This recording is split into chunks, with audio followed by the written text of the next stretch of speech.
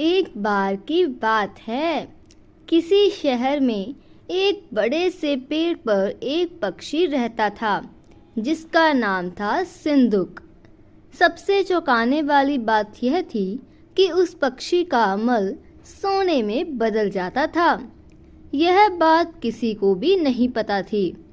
एक बार उस पेड़ के नीचे से एक शिकारी गुजर रहा था। शिकारी उस पेड़ के नीचे आराम करने के लिए ठहरा। वो आराम कर ही रहा था कि इतने में सिंदूक पक्षी ने उसके सामने मल त्याग कर दिया। जैसे ही पक्षी का मल जमीन पर पड़ा, वो सोने में बदल गया। यह देखते ही शिकारी बहुत खुश हुआ और उसने उस पक्षी को पकड़ने के लिए जाल बिछाया। सिंदूक जाल में फंस गया और शिकारी उसे अपने घर पर ले गया। पिंजरे में बंद सिंदूक को देख शिकारी को चिंता सताने लगी कि अगर राजा को इस बारे में पता चला तो वो न सिर्फ सिंदूक को दरबार में पेश करने को कहेंगे बल्कि मुझे भी सजा देंगे। यह सोचकर डर के मारे शिकारी ने खुद ही सिंदूक को राज दरबार में पेश कर राजा को सारी बात बताई। राजा ने आदेश दिया कि सिंदूक को सावधानी से रखा जाए और उसे अच्छे से खाना खिलाया जाए।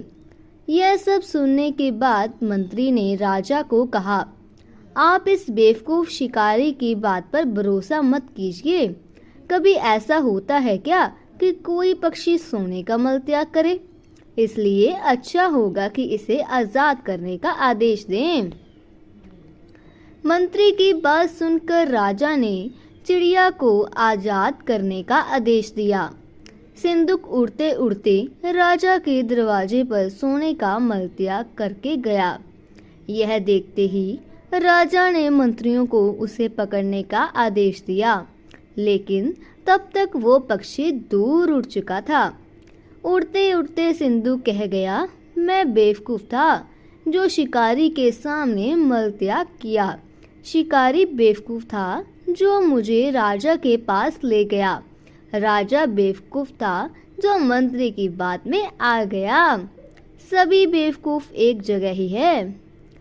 तो दोस्तों, इस कहानी से हमें यह सीख मिलती है कि कभी भी दूसरे की बातों में नहीं आना चाहिए और अपने दिमाग से काम लेना चाहिए। दोस्तों, ऐसी और मज़ेदार कहानियाँ सुनने के लिए हमारे इस चैनल को लाइक एंड सब्सक्राइब करें। Thank you.